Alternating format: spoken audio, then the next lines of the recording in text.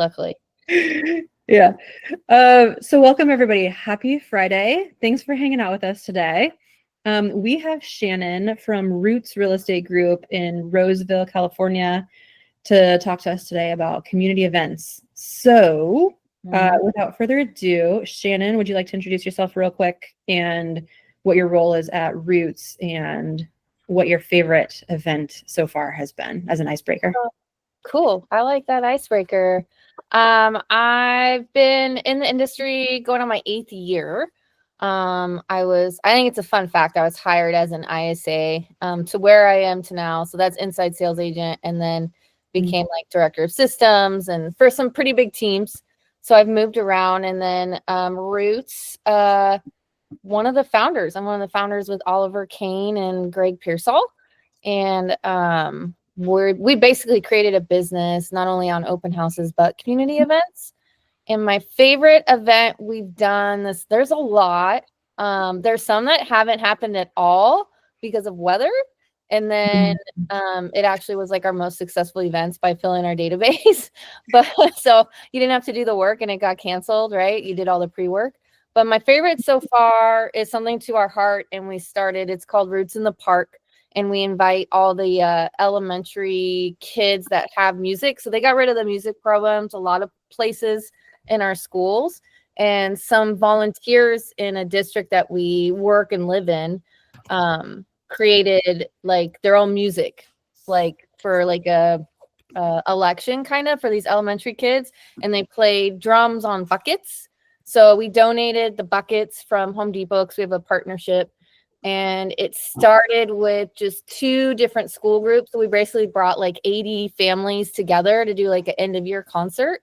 And this year we're expecting probably 1,500 people to come. Now all schools that have these music volunteer-based programs are involved. We're having like a real life band at the end, like a good cover band that's just doing a concert afterwards. And we've seen just an overpouring of people involved in our community donating music instruments. We're now creating like a nonprofit way, like our own little slot in the district where money going in, like donations are being made. And so that's like my favorite, to be involved in the community with that one. That's really cool. 1,500 people though. That's epic.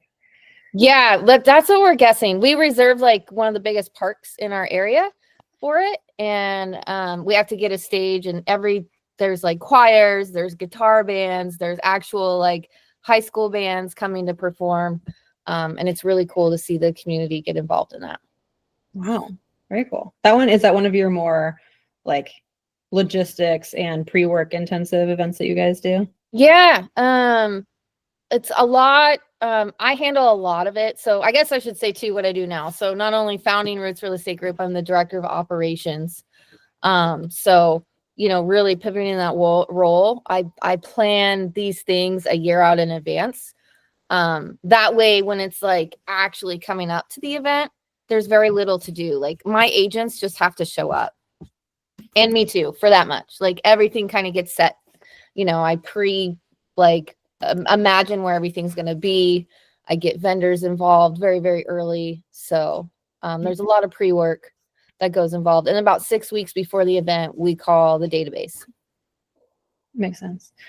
Okay, so let's talk about like driving or doubling your database from events a little bit, because you mentioned like if an event was rained out, you still got all those contacts, right? Mm-hmm. So in your opinion, what's the most important part of the event? Is it the experience of the event? Is it the advertising? How do you advertise?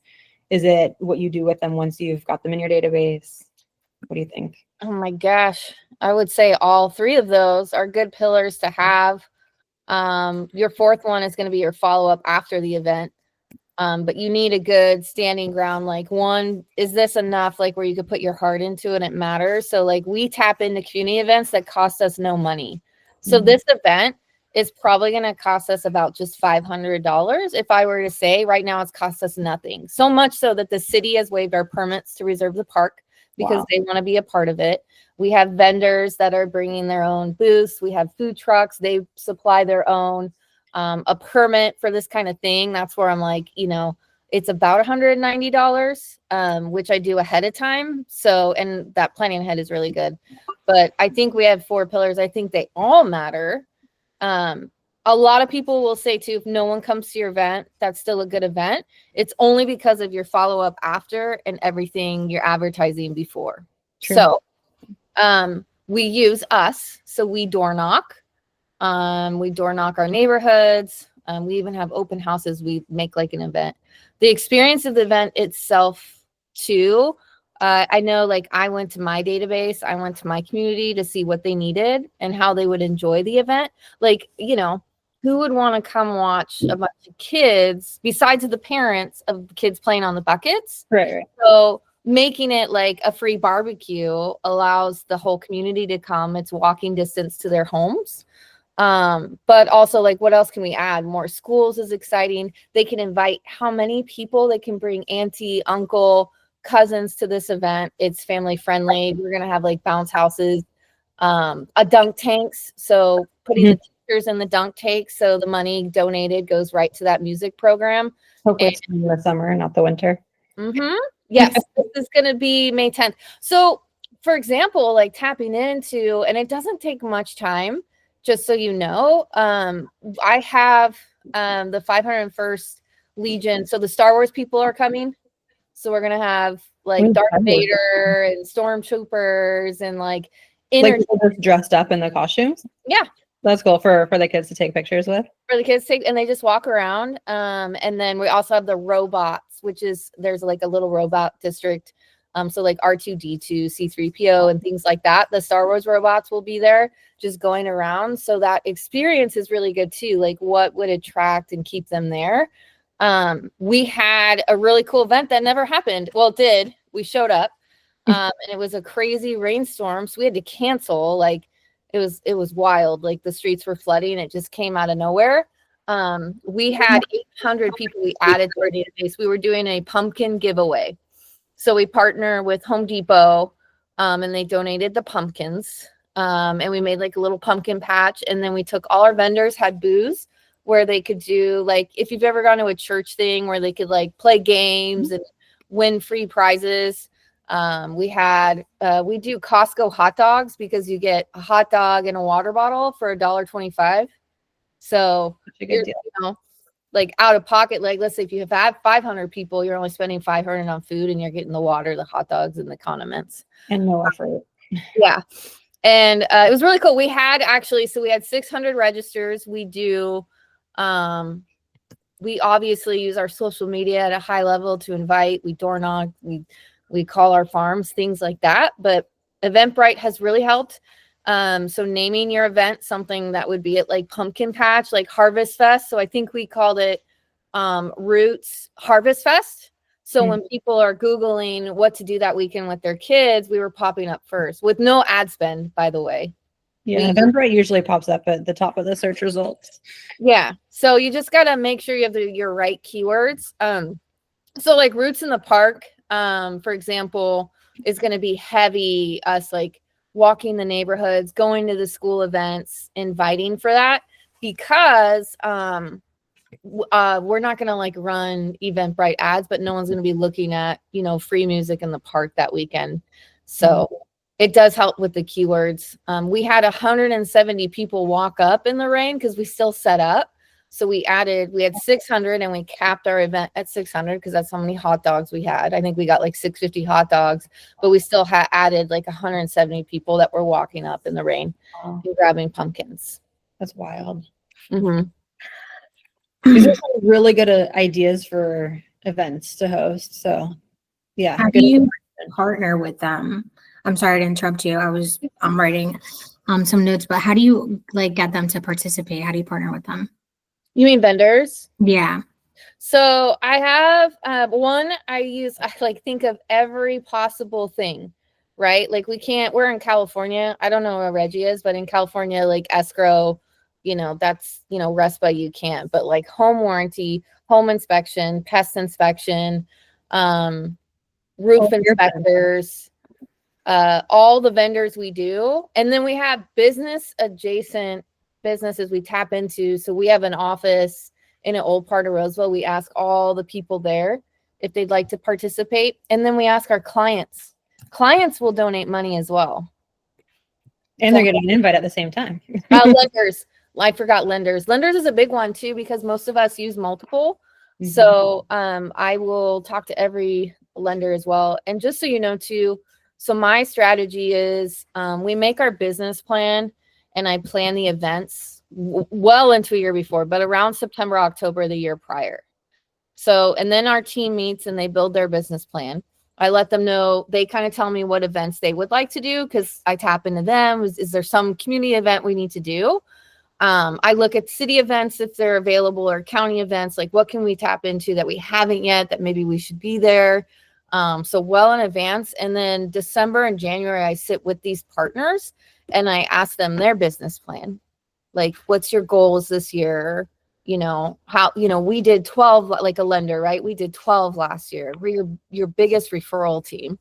I have these really cool events coming. Here they are with the dates.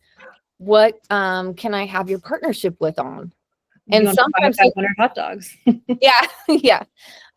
Inspection companies, and there's multiple in our area, are really big too. They like to be there because they also do like home services, renovations, and things like that.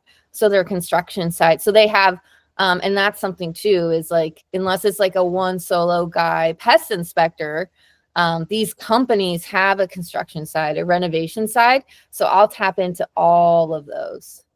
So I lay it out and I sit with them and I have an in-depth conversation about our goals and what they can participate in. And then they get an email as well with all of our events we have. And then following in a month, depending on when, it's time for that sponsorship email. And I explain the event and then how much money I need. I usually ask for what I need. So Roots in the Park is so big that I don't, so many people want to participate. I don't have to. But typically these vendors are paying about 500 to 1,000 possibly to be there with us. Yeah. And they get their own booth. Like, it's good to have them supportive, but we like to have them, especially community events, as a standalone to engage with their own clients. I don't give them my Eventbrite list. Like, I don't do that. They have to go and kind of build their own database. Oh, that's good to know. So they're not getting your leads. They're just getting anybody that they meet there. No, and I found that's better. I mean, how do you do that? Like, you know, so small events, maybe, but they're coming because of my invite. Lenders and these people aren't doing, they need us. It's our database and building our database. So that's why if you can give them a chance to stand alone there, it's best. So in 2023 and 2024, when you were doing events, how many contacts do you think you added to your database across those 2 years? I know we added 5,500 from events alone. Okay. So, and because we can track that in Eventbrite. Mhm. So that's adding to your database. And I think people want to know is, how do you transact? Right? Yeah, how do you turn all of those How much money are you making? The vendors really help. But every event per cruise, just like a kind of like an open house, probably 2 transactions is our average per event. Sometimes, so we had a Santa event, and you've probably all heard of this before, right? You do like pictures with Santa. Mm-hmm. We paired it up with a parade that happened right outside of our office. We added 80 people to our database. I had a listing appointment and a buyer consult from that event on Saturday, on Sunday. So I had instantly 2 pieces of business from adding, 80 people. So, and it is a constant follow-up. What am I asking them? So one, just make sure your event is detailed, right? Like what's going to be happening through the day. Constantly update Eventbrite. That's what we use. It's free. As long as it's a free event, you can use Eventbrite. And I find that's best for people when they're Googling. But when they're there, they know. So we're emceeing the event. We're all in our branded gear, right? We're calling our database too. Our database, that's the great thing. Our past clients in Sphere are sharing this on their social medias too. Nice. So that's, and then after the event, post. So let's say so we had that one event where we had, 800 people register. we're splitting it up to probably about 300 calls a week per agent and the agents that participated. And sometimes it's just me. Sometimes it might take me a while. I'll call and ask them for feedback on the event. Thank you for coming. By the way, I don't know if you picked it up. We're a real estate team. We believe the foundation of communities is real estate. We help you buy, sell, invest in these areas. We like doing really cool things like that. Can we get you on a market report and show you what's going on in the market and invite you to future events? Very rarely do we have someone say, like, I think I've had it once happen, like, please don't call me, but they want in our database. So we let them know that they're there after the event. Before turning them right on to like market reports and stuff, we're constantly circulating that list we got. Nice. So how many events per year would you need to do to generate enough reasons to touch your database to turn them into clients? It just depends. Like, and I know this is kind of like a mastermind setting. So you guys that are here, just let me know what you're looking for. I know for us, a lot of people that join our team like the events that we've done, but it was just like me and Oliver and Greg for a long time, right? Doing these big events and showing up big and using the community to do them. So it just depends. So we did almost 50 events last year. 50? Wow. Well, let me tell you how we I was not expecting that. I was thinking like 4 or 5 events would be a good place. And I can do this. Yeah. So you probably are. So it became a mindset when I started counting like what we're doing. So every Tuesday they do a Downtown Tuesday event in front of our office in the summer. So that's 8 events in the summer. Yeah. Every Tuesday, a couple of us sit in a booth. We give away like a Top Golf thing. We have real estate conversations with them too. But we give away Otter Pops because it's summer. Smart. So yeah, and it's right outside of our office. We also do a coloring contest. So in that event, we add about 200 people to our database. We set up coloring, and then it's our logo in a house. And we have like different grade levels, and we followed through with it. We give each kid, like second place gets $50, first place gets $100 cash. So the parent has to come in with the kid. They take a picture with their cash in our office. We talk real estate, get that consultation going.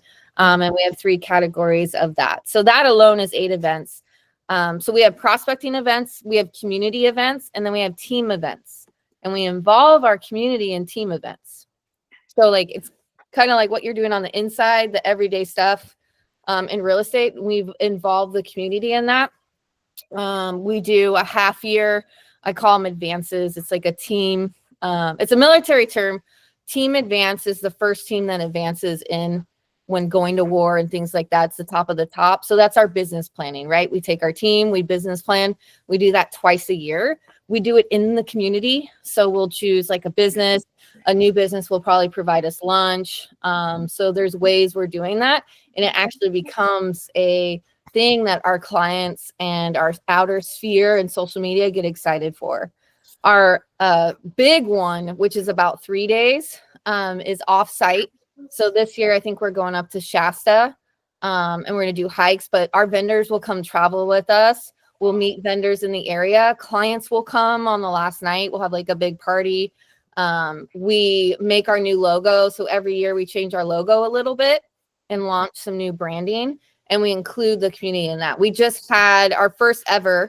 We did a new event this year called State of the Market, where we invited our clients to learn about all the stuff we do, like all the masterminds. We had it for our clients in our office. We filled our whole office. We weren't sure how it was going to go, but we gave them like our logo. We explained the stuff we're doing this year and how we're business planning.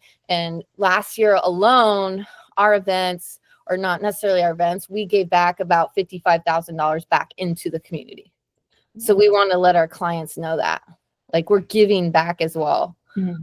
And that comes with events too, like the donations of musical instruments. We did a Sheriff's Association dinner. We started that up for a Sheriff's Association where it was no cost to start up, and we raised $34,000 at the dinner. Mm-hmm. That went to that association to help kids in school. And added those people to the database too, right? And letting them know and following up. So Separating your events is super important. I wouldn't do like once a quarter is what I started with. And you have your community events, you have your past client VIP events, and this was based on community events, this mastermind today. And then our prospecting events, we do buyers and brews every month, every last Thursday of every month. Is it like a first time home buyer seminar kind of thing? Yeah, and so next month, and we staggered them. So we're doing wine and wealth this month. So we're targeting sellers to take their equity, or they're looking to buy their second home. And we have we're serving wine and cheese and all that stuff and educating them on buying their second home or investing, 1031 exchanges, how to build wealth in real estate. Next month, we're doing a credit repair workshop would be the best way. It's the first time doing it, but that's our buyers and brews. So we'll serve a local beer from a brewery, and the breweries usually donate to us too. Wow. Give us a crazy discount. They love having us there. And obviously, again, we're real estating in these communities. It provides business to them too, right? These people are moving and settling here. So you guys have really. I want to jump in real quick. Yeah, This sounds very daunting. I mean, what's your background? How are you coming up with this stuff? I don't feel like I would be creative enough to even come up with the ideas for this, let alone execute. I mean, do you have like a special background that enables you to come up with these things? Yeah, I don't. I don't have an events background. I was in 4-H as a kid. So maybe there's a little bit of community driven in there. Like I would go pass legislation, in DC. So I did a lot of community things. 4-H is like FFA. Have you guys heard of that? So community-based programs. I come from a sales background. Before this, I was doing, I was selling shoes. So I asked my database what they're looking for. I found like a connection that there was no more music programs in our kids' school, and all they need is buckets to create a music band. I started paying attention. So I call it event hacking. Like it's easy enough just to show up at an event that is already being run and built by someone else. That's like our downtown Tuesday nights. I don't do that. The city does that. I just set up my booth right out front and say I'm going to do it. And because our business is right there, we get to do it for $50 a night. As long as we have one good contact and get a return that way, which we do, it's like $200 for the summer, easy enough. And all I'm doing is jacking that event, pretending like I'm hosting it. In fact, Roots in the Park, people think is a city event, and it's not. It's just run by us, but we were able to make it because of how much involvement we get with the city. And the only thing too, I would say is, I don't if you're looking at okay, I want to tap in, there's an event next month, give yourself 2 months, 60 days. And I can get if you remind me, I can get you my playbook. I can give you my events playbook so you can see that there's just a few little things I need to do, getting it on Eventbrite. If it's a movie theater event, I do those. Those are past client events only. I like that. We do invite and extend if we have extra room. I do that, like I said, 6 months in advance. So we rented out the theater for opening day of Superman. And my brother's cosplay for Superman. So we're going to have Superman there. But it's literally just tapping into, and then I always ask how the event went for the community. So I'm literally just doing it based on what the community needs are. And it isn't that hard. There's just a few steps you need to do. I have in my playbook, I have 4 weeks before the event is when we really start advertising to our database. That's when we're calling, texting, emailing, is 4 weeks before, sometimes 6 weeks before. So for somebody who's just starting out with events, I mean, Roots has a fantastic relationship with the community already. You're known because of how many events you do and all of that. But for somebody who hasn't done this before, maybe we could give them a playbook, I don't know, 6 events in a year feels achievable, one every other month. You could do 2 you call them prospecting events. So maybe like one buyer seminar, one seller seminar. You Mhm. could do 2 community events. So the town that you want to be your primary market, or that is your primary market, look and see what their schedule is and see if you can grab a booth there. Like I know by me, we have Newark Days Parade. You could set up a booth. There's the San Carlos Art and Wine Fair. You could set up a booth, and it's probably just like a couple $100 to sponsor the event, right? So look for community events that already exist. That's 4. And then the last 2 could be the other category you said was past clients, right? So maybe you do 2 past client appreciation events. And then you've got 6 events on your calendar for the year. You're now reaching out to your database at least every month, one to tell them the events coming up, one at the beginning of the year saying, here's our schedule for the year, one after the event saying, we really missed you, would love to have you at the next one, or thanks for coming, give me your feedback on it. What else would you like to have us do? That kind of stuff. And start more achievable, if you will, until you have more of a presence in your community. Yeah. And I don't want it to, so we've only been Roots for 2 years too. So I want you guys to think about that. It didn't take long to where, and it's crazy that like going somewhere and being like, oh, you're on Roots. And if you go to like Roots Real Estate Group, like our social media, we only have like 1,600 following, but we've been able to find a niche and keep it so tight that it is working. So it doesn't take much. And then it takes like, that is one of our, like looking at this, it is our lead gen lever. Then it's open houses. Each open house is an experience and event with us. So we just do our open houses really big. So we only have, and that's how there's like a wheel, like a lead gen wheel. And that's how we keep our wheel turning, is these events. So it is like our one thing. And it might be, sometimes it's easier for someone to just, spend $50,000 on Zillow leads or something like, which now you can't do up by us at least. But like, this is what we're investing here. And we found a way to ask vendors. And that's why, if you caught it too, like I look at their business plan, if they're opening it to me, to make sure that I give them promised business as well. So that's like the difference between us, is we care about our relationships and those vendors. And that's why it makes it a little bit easier to have these events. There's not like, we gave more back into the community than we spent on events. Yeah. So I'd say we're positive. There's my kid in the background. Yes, I love that. So I was going to ask a question and then I lost it.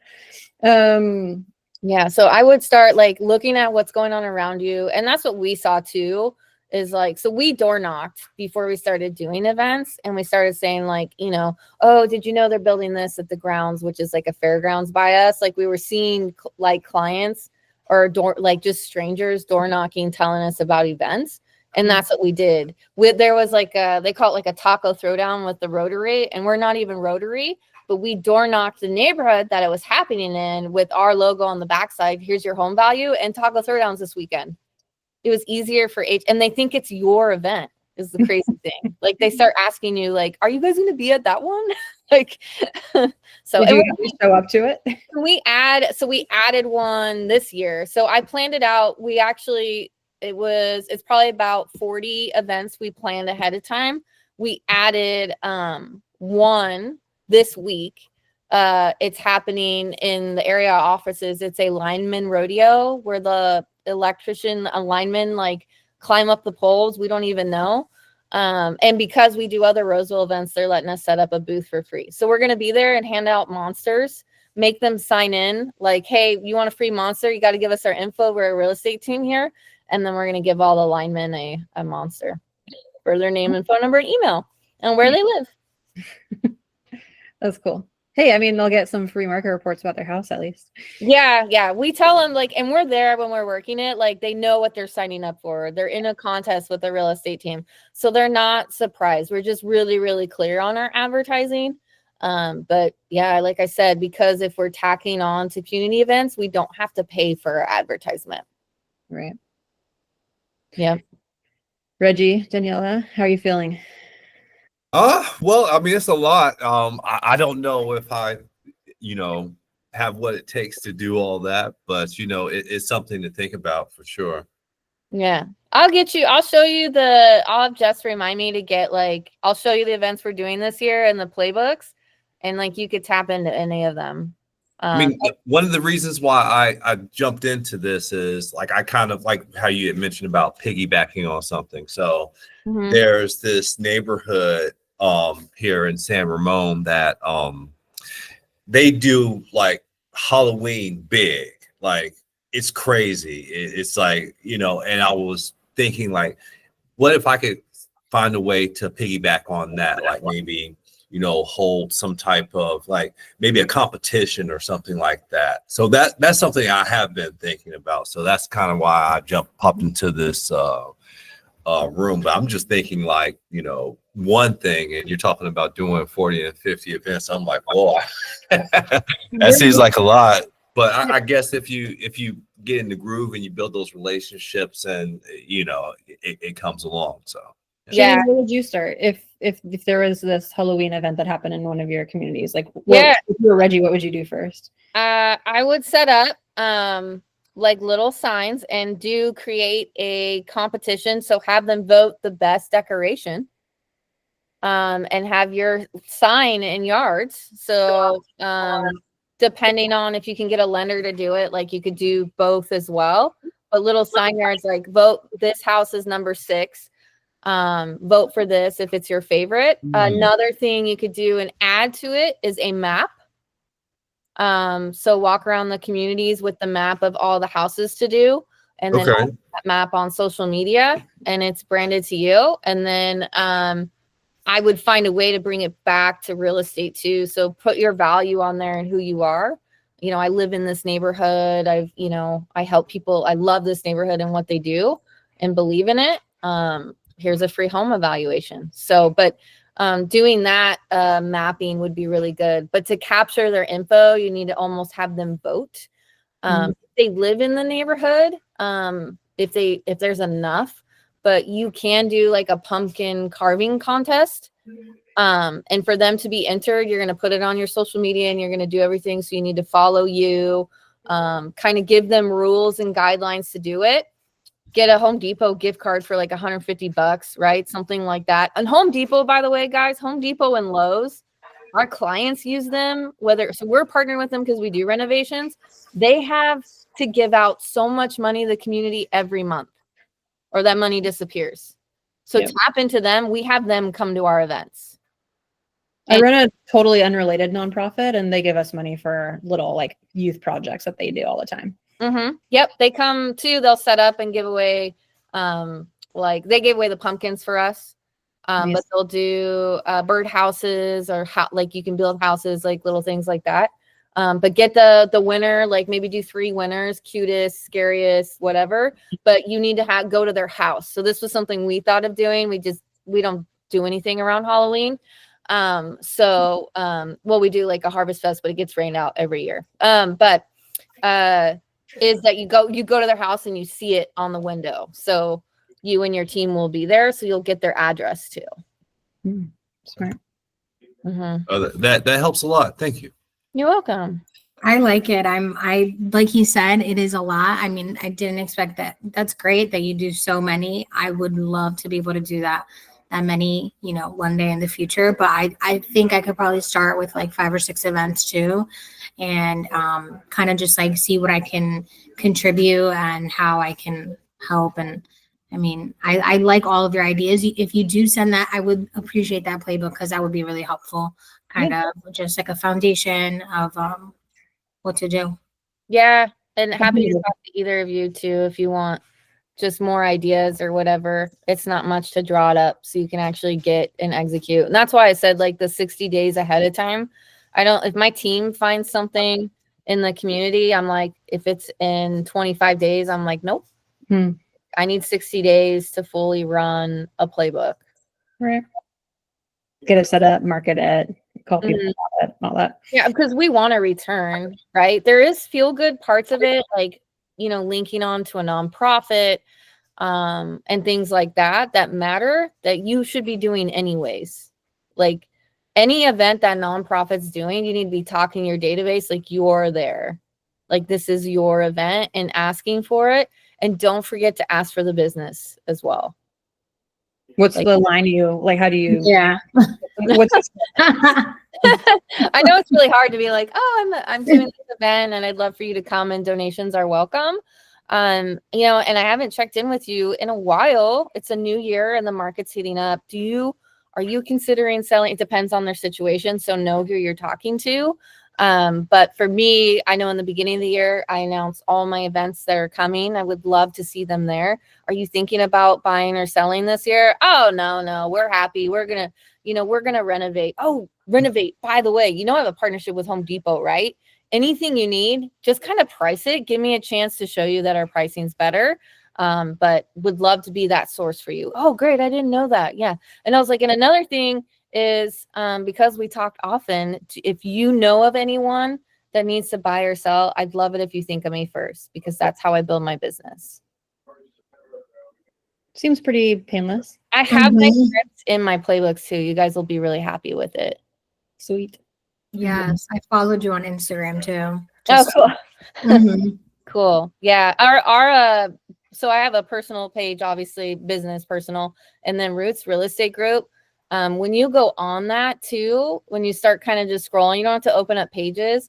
We designed our page to have a feeling of community and home ownership. So you'll see more faces than houses on Mhm. there, because we're trying to build up our brand in the community. It's like a Coca-Cola is how we're basing it off of, like Coca-Cola, like you go to a burger joint and you instantly want a Coke with your burger because of, believe it or not only taste, but marketing, and it's been positioned in your brain. When people are thinking about buying or selling, we want them to think like, I need Roots to do this. So that's kind of how we designed it. Mind games. Mind games. That's Any smart. questions, guys? I think my biggest takeaway was when you leverage the event for the multiple touch points with the database, and then after the event, you got to keep touching them. You can't let them get cold. Yeah. We touch our database. So like our sphere gets about 75 touches a year. And don't think it's too much. So 12 newsletters, each event, a call, a text, or whatever. Mhm. And in case you're wondering too, we roll through our database about every 2.5 months. So that's how long it takes us to call through our database. That's the nice thing about having multiple events is you always have a reason to call them. Yeah. And for us, we felt like here, there's a lot of realtors where we are. We wanted to be different in that. And so that's why we kind of chose events and community events. It's easier conversations, I find too. I Mhm. find the expired and FSBOs and those conversations easier for me. And that's when you said, like, do you come from event experience or something like that? Besides my background and going to an event and experiencing that, that's it. I'm a salesperson. So during the events, I get like really drained personally, but my whole team is very, very much influential and outgoing, and they do really well. Mm. Awesome. Well, thanks so much for your time. Some good Yeah. meetings, great ideas for events. Things I would have never thought of. Me too. Yeah, thank you so much. This was super informative and great. Really and I good. love the Thank you. ideas. Yeah, no problem, guys. Thanks for being here, and I'll get you that playbook. Yes, I'll Let me send know it if to you you need guys. anything. Yeah, if you just want to talk it out or whatever, happy to help. Sweet. Well, have a great Nice day, to meet everyone. you. Bye. All right. Bye.